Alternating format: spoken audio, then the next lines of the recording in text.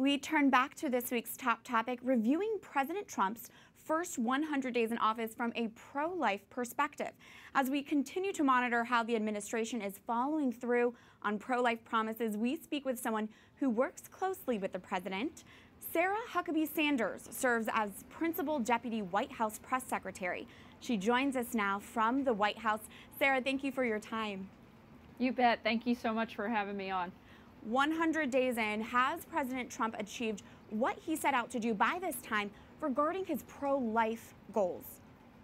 Look, I think he's actually got a huge list of accomplishments when it comes to supporting pro-life legislation and taking executive action to support something that he campaigned on and repeatedly promised to the American people that he would support, and that's being pro-life. He made a number of appointments to key positions, including the Vice President, the Attorney General Jeff Sessions, the HHS Secretary Tom Price, all outspoken pro-life advocates in positions that will matter when it comes to pro-life policy and pro-life legislation. You've also got the confirmation of Supreme Court Justice Neil Gorsuch, which is a monumental appointment and something that I think has generational impact that will carry on long after the president is out of office in 8 years. This is something that I think will be one of the biggest legacies of his presidency, and that is in Supreme Court Justice Gorsuch. But also legislatively, he's taken action through congressional review acts to allow states to opt out of funding Planned Parenthood and abortion clinics, which is a huge step in the right direction. He's continuing to do that through supporting health care reform that includes taking away funding again for Planned Parenthood across the board, and he'll continue fighting for pro-life legislation and I think become and be one of the most pro-life presidents that we've ever seen.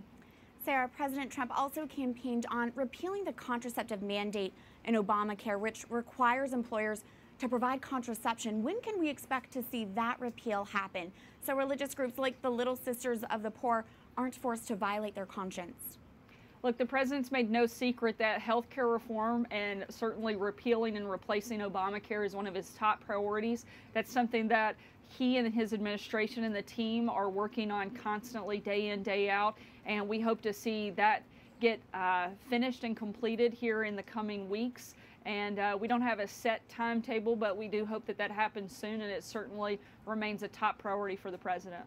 President Trump is admittedly a convert to the pro-life cause. How is he continuing to stay informed on pro-life matters? And what would you say, Sarah, to Americans skeptical the president prioritizes the life issue?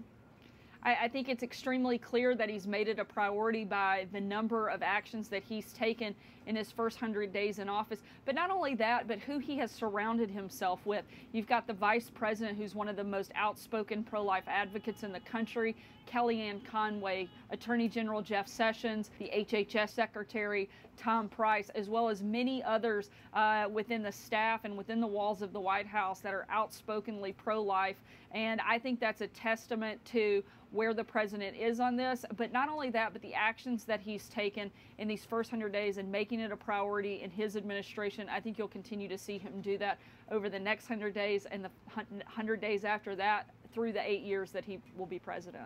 We have had pro-life U.S. presidents before, and there has been bitter disappointment in their actions. What makes President Trump different than other politicians who campaign on the pro-life issue? Look, again, I think it is that he's already made it a priority. It was one of the first actions he's taken in these first 100 days, and he's made a repeated commitment to continue fighting for pro-life legislation. That's one of the pillars that he's talked about in repealing and replacing Obamacare, which is one of the top priorities for his administration currently. And so I think we can expect him to continue, just like he has over these first 100 days, fulfilling on that commitment, whether it's reinstating the Mexico City policy, working through the Congressional Review Act, appointing Supreme Court justices that are pro-life, and again, top appointments in positions that will matter in the pro-life movement. You mentioned Justice Gorsuch. If President Trump does have the opportunity to nominate a second Supreme Court justice during his presidency, can we expect that nominee to be a judge who upholds the sanctity of life? Look, I think that the president was clear from day one. He laid out a list of 21 potential people. Now that list is down to 20, since one of those is now a Supreme Court justice. And that list was widely celebrated by conservatives across the country, and there was certainly no dispute that the people on that list would be advocates in protecting the sanctity of life through the judicial process. And finally, Sarah, I want to get your reaction to DNC Chair Tom Perez's statement that Democratic candidates must support abortion. What do you make of that? And does this make it impossible for bipartisan work in the pro-life movement? I think it shows just how out of touch the Democrat Party has become. I think it's one of the reasons they lost in November, one of the reasons they continue to lose moving forward, and one of the reasons I don't think they'll be successful during the midterms. Perez showed once again just how out of touch he is with Americans, and frankly showed that he shouldn't be in a position of leadership. And I think it's frankly sad for him, for the Democrat Party, and for America. Sarah Huckabee Sanders, thank you for your time. You bet. Thank you so much for having me.